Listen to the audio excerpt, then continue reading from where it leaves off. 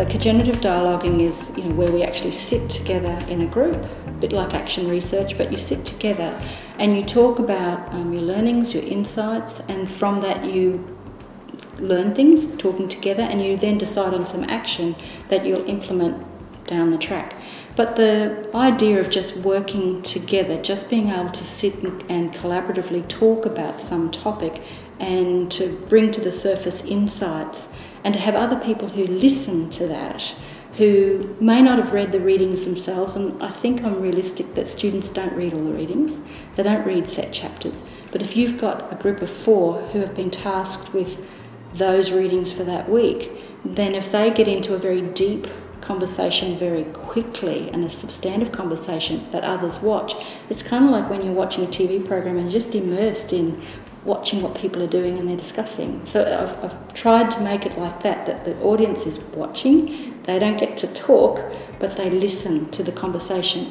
The students are also given some directions about how to engage one another. So for example, they're not meant to just be competing for that time, they're meant to show what I call an ethics of responsibility approach, which means as they talk, they're meant to be saying, that's an interesting point, did you find this as well? Or I heard you talk about that, I have a question about that. They're meant to invite one another in, and they're meant to be responsive from the point of view of listening and adding to or taking the conversation naturally somewhere else. So at the same time they have to demonstrate what they know, but they also have to show that they understand mechanisms around collaboration, effective collaboration, which is around being ethical in the way we speak, in the way we give wait time, in the way we let, if you graph the conversation, I often say to students, if you graphed your conversation among the 4 of you, if we graphed how long you talked, and if we also graphed how long your utterances were, we would have a graph that looked like this. We wouldn't have a graph that looked like this. So really encourage them to be thinking about talk time, and it's important to bring everybody in. So my method is to make sure we all cover the course content in terms of readings, because we're realistic. I know that not everyone's going to get to those readings every week. But as well, in the fact that they will sit there and talk like that, we actually get to flush out some great insights and learnings which even just a reading wouldn't have done.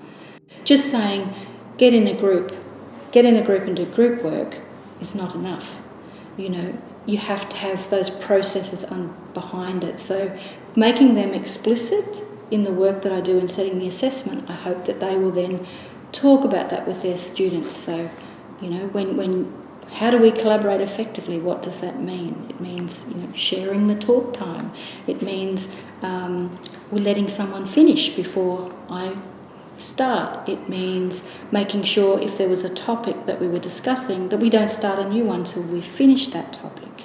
So it's things like that which I've researched and understand they're part of the processes which I try and communicate.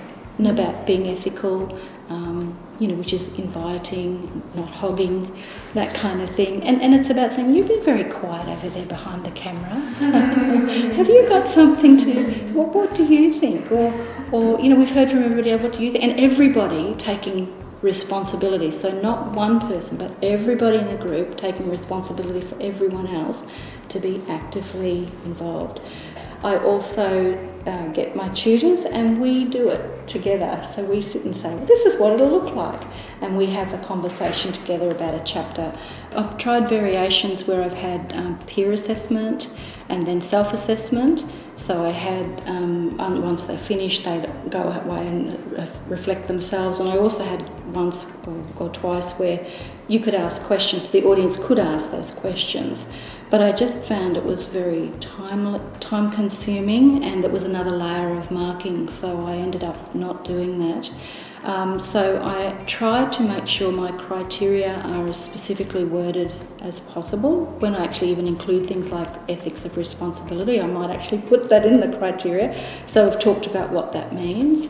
As an extra layer, I then also ask them to prepare a critical summary of the readings, which then means that they haven't been able to just flip-flop in the conversation and hope it'll, they can come up with something on the spot, but which also helps me to see that they've gone a bit more deeply, so they have to prepare some dot points or half a page or whatever. Many of them go a lot longer, but it is an extra layer, if you like. But often it's good, because then you can talk back to that as well and give them that feedback the next week without necessarily giving a grade. If you see someone isn't really participating, I start to keep a checklist of how many times they might have actually talked or made their way, took an opportunity to make their way into the conversation if others are forgetting to invite them. And so sometimes in my feedback I can say, look, I'm sorry I haven't been able to pass you on this task because you only made 3 comments in 20 minutes. I think the whole, sitting down and talking in a group while everybody watches is not it's not a normal assessment task.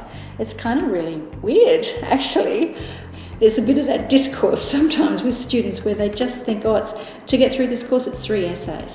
And we have to be able to set assessment which is critical enough to be able to say, you won't be able to get through this course unless you've actually engaged in some way that's significant and substantial. So it came about with knowing the benefits from talking collaboratively and collegially, and it's come about from my knowledge of the theory behind co-generative dialoguing and the importance of, not everybody knows how to listen well, not everybody knows about invitation.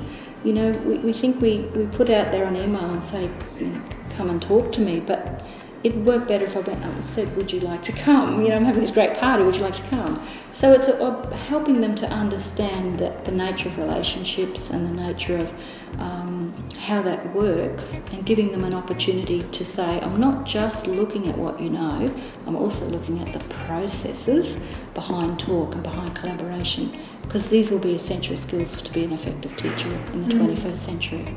The research tells us when our students are collaborative in our classroom effectively, when our teachers are, we've got better school culture and we have longevity in the profession, because when you collaborate, you last longer. When all of the things around teaching and any profession that's very hard happen, the collaboration is a stave against depression and burnout and all of those things. So there's a lot of method in my madness around why I do that.